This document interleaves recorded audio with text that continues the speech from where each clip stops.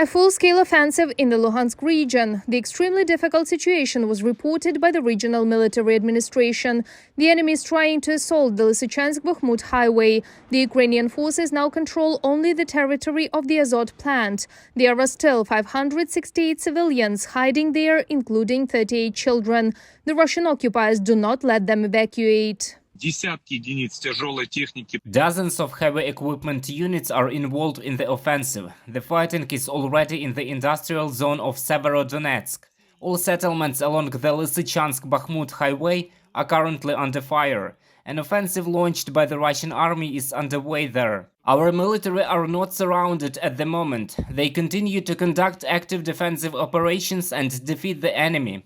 Russian troops are to capture the Luhansk region by June 26th. Also, according to the Ministry of Defense of Ukraine, the enemy is preparing for an offensive against Slovyansk and Kharkov. However, the Ukrainian armed forces are ready for all possible scenarios.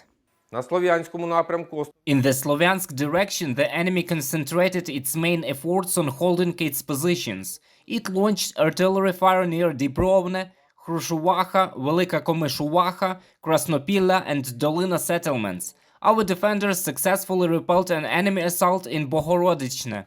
The Russian army is attacking the city of Kharkiv more heavily. The Ministry of Defense of Ukraine explains this by the fact that the Ukrainian armed forces have almost reached the border with Russia.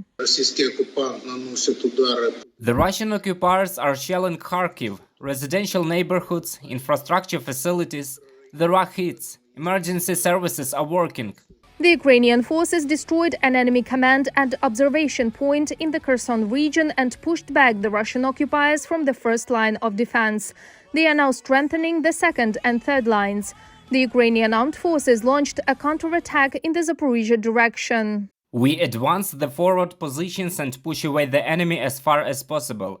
The front line is aligning and turning into positional warfare. In the coming weeks, commanders plan to smash the enemy. Initiative groups will provoke them, identify firing points, and crush the enemy. Rodion Kudryashov, commander of the Azov Territorial Defense Unit in Dnipro. The Russian occupiers launched 14 missiles towards the south of Ukraine during the past day. One person was killed and 2 were wounded in the Kharkiv-Mykolaiv region. Shells also hit Belhorodnistrovsky district of the Odessa region and the city of Odessa itself. Agricultural facilities were damaged and a food warehouse was burned down. There were casualties. Windows in a number of apartment buildings were blown out by the blast wave. The probability of missile attacks remains extremely high. There are 5 ships in the Black Sea with caliber cruise missiles on board, a submarine and 4 large landing ships.